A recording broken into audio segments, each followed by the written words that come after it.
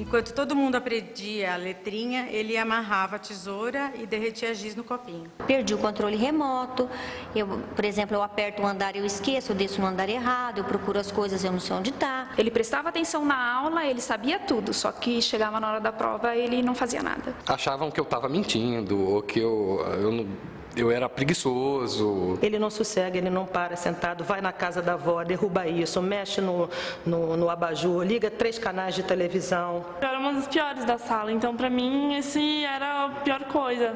O César tá lá na bancada dele, ele tá desligado. Não adianta nem falar para ele, porque ele vai entrar por um ouvido e vai sair pelo outro. Deixa ele lá. De repente, o meu filho começou do mesmo rumo. Eu olhava meu filho e eu olhava no espelho. Aí a gente foi atrás de profissionais qualificados, identificaram no meu filho o transtorno do déficit de atenção. E aí ele chegou para mim e falou, e o senhor também tem. Então, Edilene, com toda a sua experiência, o que você tem para dizer disso daí que você acabou de ver? Então, o que eu vejo, né, Erasmo, partindo até da experiência e da declaração, do depoimento de todos, que o TDAH é um quadro clínico que traz implicações em todas as áreas da vida do ser humano. É na vida infantil, é na adolescência, é na vida adulta, para os pais, que muitas vezes são portadores do TDAH e que sofrem também. E quando chegam num diagnóstico, no primeiro momento dá o impacto, dá um medo, né?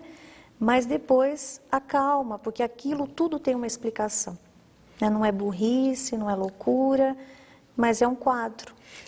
E no dia a dia da gente, a gente vê uma preocupação, às vezes, muito com escola, né? Mas aquele adolescente, um adulto jovem, colocou a importância dele, a facilidade que ele tem para fazer amigos e, na sequência, perder esses amigos, provavelmente por atitude inadequada, dele não perceber o outro adequadamente.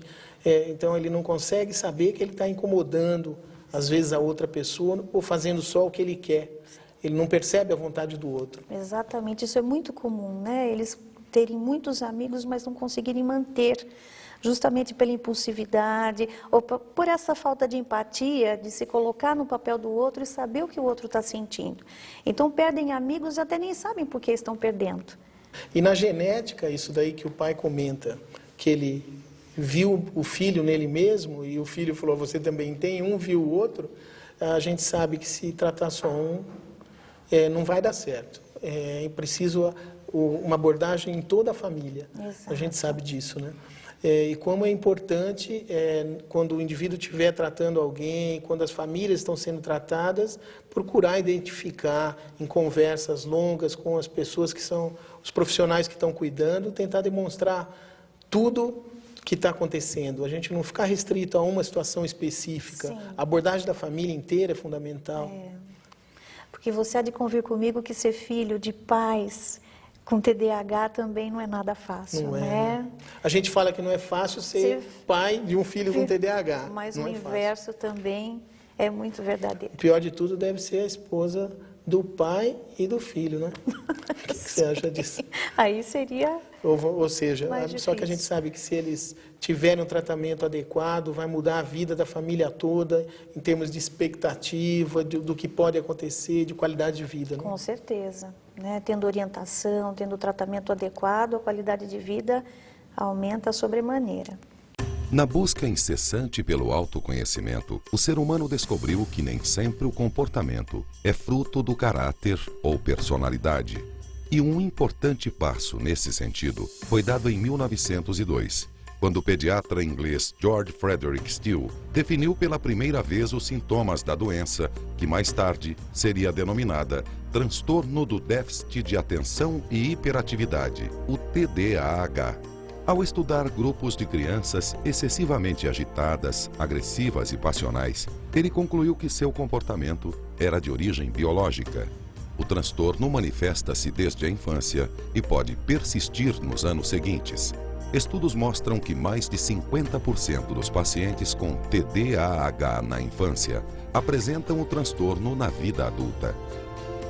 Nunca consegui emprego fixo, nunca consegui me fixar em nenhum lugar. A pior professora que a gente teve foi ele na 3ª série, 4º ano hoje, e ela se descontrolou totalmente, ele arrancou o óculos dela, jogou no chão e pisou em cima. A diretora teve que fazer uma reunião de pais e eu decidi retirá-lo da escola naquele momento. E a gente erra muito nesse ponto, porque você pensa que a sua filha não quer assumir os compromissos dela, você acha assim que realmente ela podia fazer mais, e ela fazia o que ela conseguia. Mas a gente carrega uma culpa muito grande em relação a isso. Com todos esses problemas em relação à família e amigos, isso daí abaixa a sua autoestima, você não tem vontade de fazer nada, você não tem vontade de, às vezes, sair de casa. O apelido meu era Jamanta, né? Que eu vivia derrubando tudo pela casa e a coordenação motor era uma coisa assim incrível, né? O maior preconceito que existe é ser chamado de burro, displicente, indolente, sem limite, mau caráter e burro. Poxa, Edilene, quanto comentário mostrando o que repercute na autoestima de cada um. Então, Erasmo, o que a gente vê, né, o sofrimento que esse transtorno traz, não só na questão interna, baixa autoestima, insegurança, mas também é um transtorno que causa um prejuízo muito grande na adaptação social, porque as pessoas estão despreparadas para lidar com pessoas, com os portadores. Veja os professores, né, veja um relato de uma patroa, né, de uma chefe que o dispensou porque ela descobriu que ele tinha TDAH.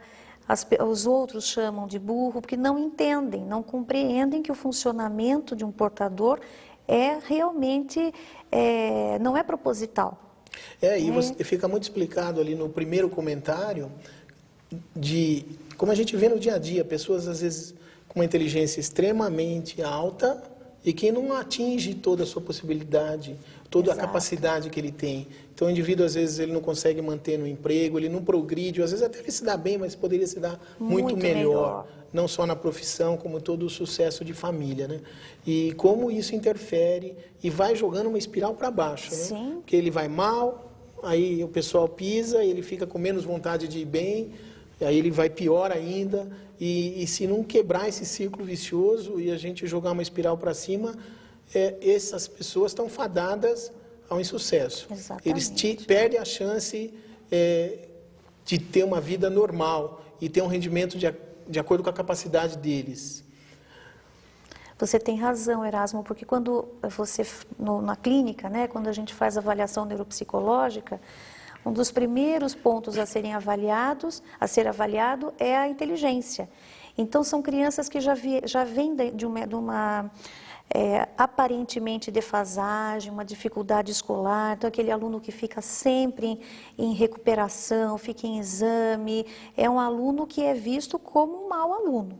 E quando você faz o teste de QI, eles se surpreendem, eles não acreditam que eles têm aquele tanto de QI, que geralmente é médio superior, muitas vezes superior. E para eles, eu digo que é até terapêutico, porque eles não acreditam que eles têm tanta capacidade assim. Eu vejo isso na prática também. Quando ele faz uma avaliação psicológica e neuropsicológica e eles percebem a capacidade deles, eles falam, puxa, tenho chance. E como o TDAH, que impede ele de planejar, você viu ela colocando que não consegue terminar a prova, provavelmente porque ela fica muito tempo numa questão que às vezes ela não tem nem como resolver. Porque eles administram mal o tempo. Administram. Isso é o dia a dia, né, que a gente vê aluno de pós-graduação que não consegue acabar a tese porque ele não começa o trabalho, ele estuda e não começa a escrever. Exato, vai postergando, né, porque se perde no tempo. Então, não é uma coisa só de criança, né? Então, quando às vezes uma pessoa inteligente fala, eu não paro no emprego, provavelmente com toda a capacidade dele, às vezes ele para numa coisinha e que ele não chega no foco do que ele tinha que chegar. É interessante isso, né? Por isso que o tratamento adequado pode mudar toda essa situação. E abrir a janela dessas pessoas, abrir a vida, né? Para eles poderem continuar. Atingindo os objetivos, né? Que cada um tem os seus, e principalmente facilitando a adaptação deles na vida. Decisões dependem de informações. Só escolhemos caminhos e definimos rumos se tivermos a noção do que pode vir pela frente. Por isso, conheceremos agora os passos para o tratamento do TDAH. E aí, lógico, né, os pais, a gente fica preocupado com os filhos, um remédio, assim, né, que tem controle de receita e tudo, nós falamos, não vamos dar um remédio, né? Porque se você falar que você toma um remédio que de tarja preta, vão achar que você é louco, né? E não é bem isso. Quando você tem algo que te deixa, ou te faz parecer enrolado, né, meio desorganizado, é uma coisa. Quando você tem um negócio que tem nome e sobrenome, você tem um transtorno bem definido, bem estudado, você tem um diagnóstico, as coisas encaixam na sua cabeça de um jeito diferente e leva um certo tempo para você aceitar, né? Eu fiquei realmente um pouco preocupada, porque existe todo um mito, né, de que a gente vai medicar crianças, que a gente vai dar remédio para a cabeça, e tem todo esse imaginário mesmo ligado à questão da saúde mental, da gente achar que a gente está criando, né, possibilidades, potencial para loucura, de dependência. Mas olha, a gente tinha que acreditar em alguma coisa, porque pior do que estava não podia ficar. E Edilene, você trabalha tanto com TDAH, esses comentários fazem parte do seu dia a dia? São corriqueiros, Erasmo, e me chama a atenção 2 pontos aí, 2 aspectos. Um é o susto na hora do diagnóstico, né? Sabe-se que tem alguma coisa, que alguma coisa não anda bem, algo vai errado, mas ainda não tem nome. E a hora que o médico dá um nome, aquilo tem um impacto muito grande. A importância desse susto, que eu acho que não dá para a gente querer achar que alguém consegue fazer um diagnóstico muito rápido. Sim. Primeiro, que você precisa entender muito a vida daquela pessoa, com uma história longa, com detalhes. Não é um diagnóstico que precisa ser emergencial, porque isso não é meningite, não é uma coisa que o indivíduo vai morrer amanhã se você não começar a orientar adequadamente. Então, você tem que ter muita seriedade na avaliação, no diagnóstico, e isso não dá para ser num tempo curto, de 10, 15 minutos. Mesmo porque as escalas, né, utilizam-se escalas para levantar os sintomas, no mínimo em 2 ambientes. Em casa, geralmente, e na escola. Então, realmente, o clínico tem que ter um tempo para a mãe poder levar essas escalas, preencher, passar para a professora, para depois retornar e aí poder fazer o levantamento, né, do histórico, dos... E as escalas, na verdade, funcionam mais como triagem. A importância do indivíduo, do profissional que cuida, tendo os dados da escala e refazer a história com a família, porque isso, porque aquilo, e aí ele passa uma segurança para a família e até explicar por que tudo está acontecendo. Né? Exatamente. E a outra coisa que eu achei muito interessante, Edilene, essa coisa dos mitos, né? Como o mito fica, né? Aquele mito de tomar, não poder leite com manga, é um negócio que ficou tantos anos, e a medicação do estimulante que você usa para tratar o déficit de atenção, que já tem 55 anos e que é a primeira escolha para tratamento, ainda tem mitos de que criam problemas e que são mitos mesmo, que estamos cansados de ver em estudos científicos que são mitos que não têm nenhuma base científica, não tem nenhuma verdade científica. Sim. Como isso atrapalha. O mito, às vezes, até julgado de uma maneira errônea pela mídia, com um tipo de interesse ou outro interesse, como atrapalha. Na minha experiência pessoal, em situações que aconteceram de sair notícia errada na mídia, eu tive paciente que deixou de tratar, paciente do HC. Sim. E o menino, num horário que ele estaria controlado a sua falta de atenção, ele parou de tomar a medicação porque um avô viu uma reportagem errada, e esse menino, sabe o que aconteceu? Ele sofreu um acidente de bicicleta e evidentemente que foi por distração. Isso atrapalhou muito a vida dessa criança, porque não foi brincadeira, foi uma coisa séria. E isso é mais comum do que a gente imagina, né? Os médicos orientam, aí a vizinha, ou a professora, ou a tia falam que imagine dar essa medicação, porque ainda existe muito preconceito. Esse era o outro ponto que eu ia comentar com você, que me chamou a atenção, o preconceito contra a medicação. Mas se a medicação é estudada, se ela é controlada, o clínico é capacitado, como é que ele vai prescrever uma medicação inadequada? E os pais têm que confiar. Eu acho que sim. Então, tudo a confiança que a família tem que ter com o profissional e que começa já escolhendo um profissional adequado, né?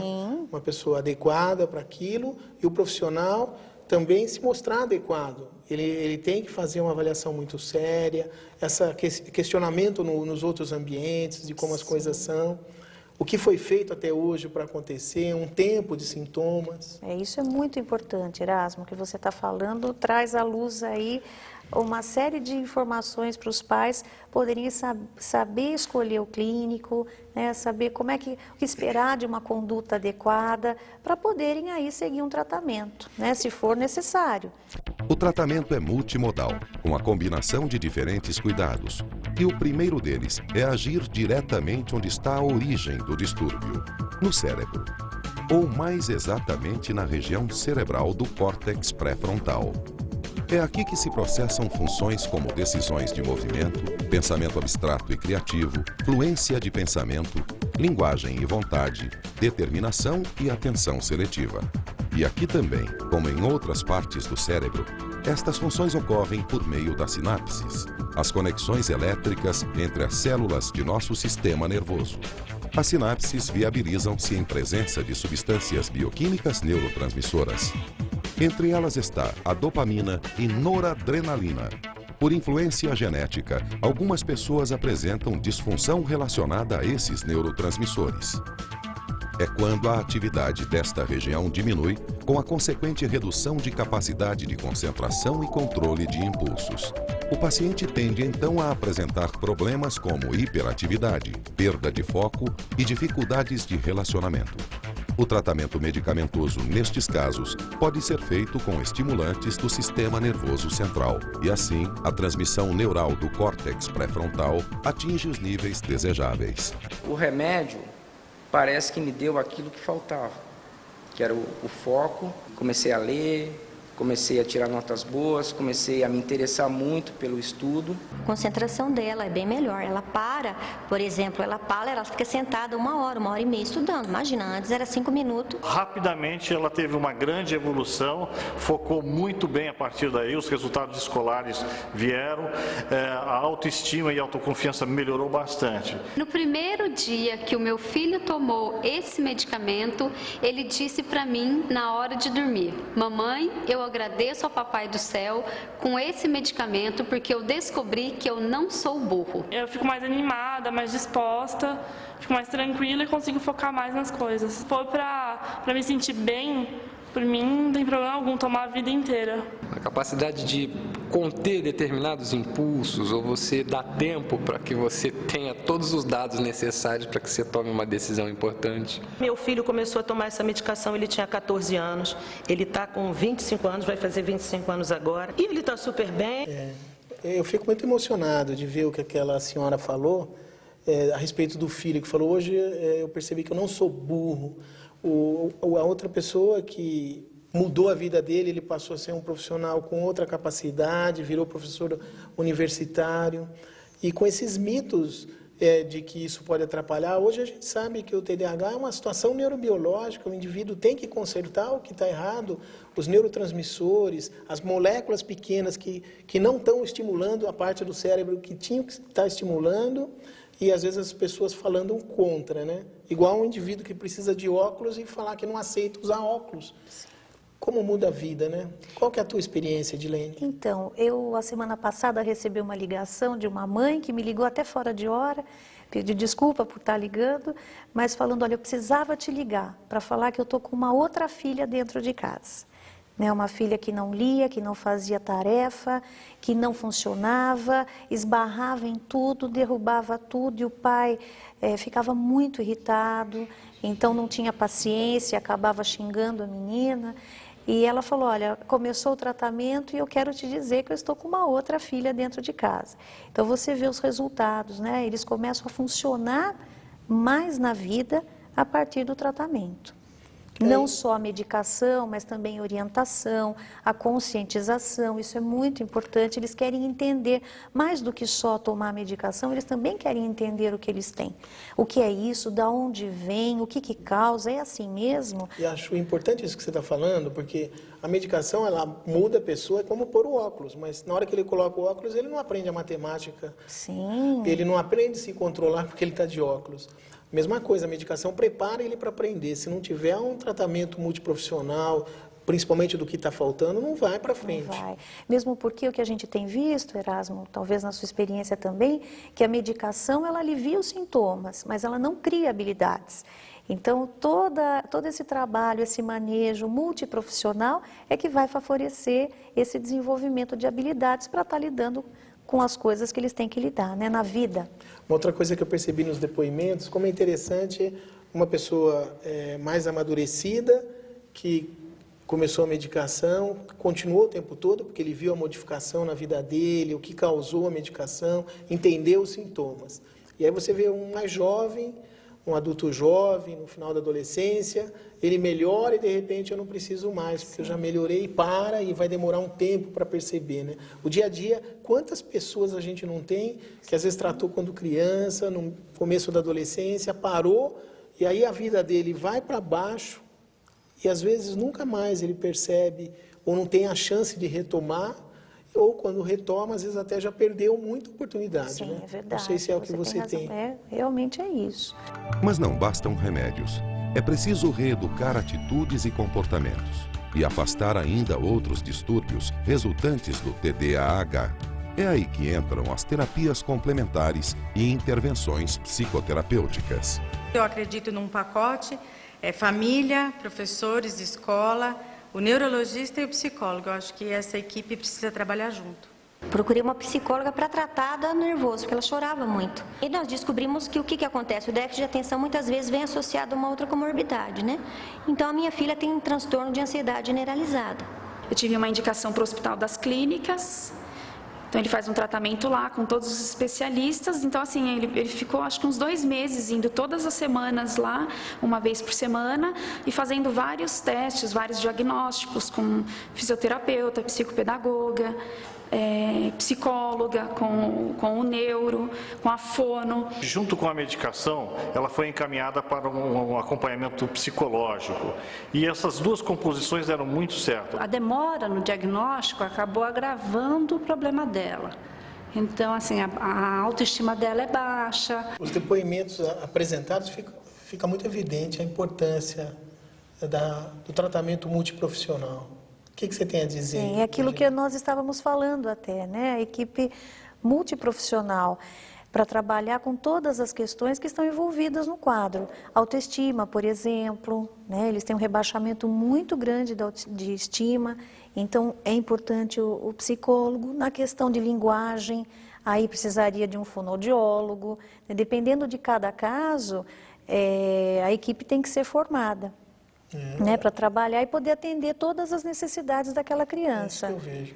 Na parte médica, que lida muito com a medicação e também tem que ter papel na psicoeducação, o médico tem que estar ciente disso. Acho que a importância é dizer que não tem um profissional específico. Pode ser um neurologista, pode ser um psiquiatra. No caso de criança, pode ser um pediatra acostumado com distúrbios de desenvolvimento. Não tem que ter um tipo só de profissional. E a equipe tem que ser completa para cada tipo de paciente. Tem um indivíduo que precisa da fono, o outro às vezes não precisa. Exato. O outro precisa de um terapeuta ocupacional, um psicomotricista. Sim. O outro precisa da terapia e não deixar de tratar as comorbidades, né? Como ficou claro. Isso é importante. A ansiedade, inclusive, às vezes simula até o déficit de atenção, né? E se o indivíduo tem ansiedade e déficit de atenção, se eu estou muito preocupado aqui com o que vai ter hoje à noite, eu não consigo manter uma conversa adequada, porque eu estou tão preocupado e minha atenção está focada naquilo. Exatamente. E simula o déficit de atenção. Até o profissional tem que saber que pode ter as duas coisas e tem que saber diferenciar um do outro. O diagnóstico diferencial é muito importante nesse momento, mesmo porque a falta de atenção faz parte, como você falou, de outros quadros clínicos. O profissional, eu acho que o fundamental, e aí a equipe tem que trabalhar junto, seja o psicólogo, seja o médico, seja o fonoaudiólogo, o psicopedagogo, todo mundo trabalhando junto para perceber que além do TDAH, a gente sabe que 60%, 70% das vezes o indivíduo tem outras coisas. Exatamente. E se você não tratar as outras coisas, é uma causa grande para o déficit na adesão ao tratamento, o indivíduo acaba deixando de tratar porque ele acha que não está indo tão bem. Sim. O que eu vejo assim, às vezes eles melhoram muito, é igual pôs o óculos, mas se ele não colocou o óculos, que ele não estava enxergando a lousa, não estava aprendendo matemática, se você não reforçar a matemática para trás, ele não continua. Sim. De repente fala, puxa vida, como é que eu vou aprender, sendo que eu não tenho aquela base que precisa? Então, para mim, fica muito evidente na fala de todo mundo a importância de você atuar em vários setores. Exato. Justamente porque o próprio TDAH, sem comorbidade alguma, ele já necessita de vários cuidados, né? E além do que, com comorbidades, aí a necessidade se torna maior. Eu acho que é interessante o que eu vejo no meu dia a dia e que eu pude ver em todos esses depoimentos, como a gente aprende, né? Lidando com o paciente. A gente tem que estar sempre pronto para aprender. E tornar importante a gente estar cada vez mais sensível ao problema dessas pessoas. Eu acho que a gente estando sensível, a gente estando atualizando, estudando sempre, a gente vai poder estar tratando melhor esses portadores do TDAH. Eu concordo, eles que nos fazem especialistas. Exatamente. E como a gente continua e a gente melhora, eles melhoram mais, e isso é gratificante para nós. E é um estímulo grande para a gente ficar cada vez mais especialista. E a gente espera que tenham muitos especialistas no Brasil todo. Exatamente. Exatamente. Pela alta prevalência do TDAH, é necessário, né?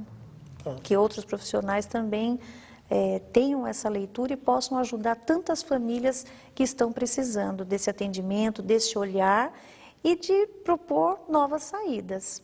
Com a ajuda da terapia cognitiva, o paciente entra em um processo de autoconhecimento.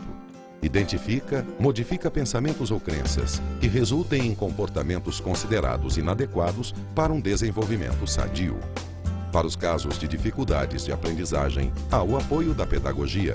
Com ela, o paciente desenvolve melhores estratégias para aprender. Já os pacientes com problemas de linguagem podem ser auxiliados por fonoaudiólogos. Cada um de nós escolhe o próprio caminho para a realização plena de sonhos, de ter uma vida produtiva e de se integrar perfeitamente ao mundo. Portadores de TDAH não têm por que ser exceção. Ninguém escolhe condições de corpo e cérebro, mas pode encontrar dentro de si forças para melhorá-los sempre. Vale a pena encarar esse desafio. Eu queria que você pudesse fazer alguns comentários e transmitir uma mensagem do que você, de todo o teu conhecimento, do que foi comentado, para as pessoas que vão poder estar nos assistindo. Então, Erasmo, eu gostaria de deixar a seguinte mensagem, né? Mais para os pais, para que eles nunca desistam dos filhos. Eu sei que a batalha é árdua, eles ficam desesperançados, a luta é assim, diária, né? Principalmente dos filhos que têm também a desatenção, principalmente, né, como componente. Então, a mãe fica muito sobrecarregada porque tem que falar várias vezes para escovar o dente, para botar o chinelo, para fazer lição, para tomar banho. Se entra no banho, aí é uma luta para tirar a criança. Mas para não desistir, para procurar ajuda, procurar orientação e no decorrer do tempo essas crianças também têm, com tratamento adequado, com orientação, elas têm como conseguir se adaptar no mundo de uma maneira melhor. Era essa a mensagem que eu queria deixar. E agradecer, né, por estar aqui. E eu queria falar que, em cima do que foi comentado, aquela coisa do susto do diagnóstico, o susto do diagnóstico eu acho que é uma coisa que as pessoas passam e que, na verdade, não é um susto, porque em vez de ser uma situação, um sinal ruim, é um sinal muito bom. E a partir daí o indivíduo vai poder ter uma melhora muito grande. É uma janela que se abre para ele ir adiante.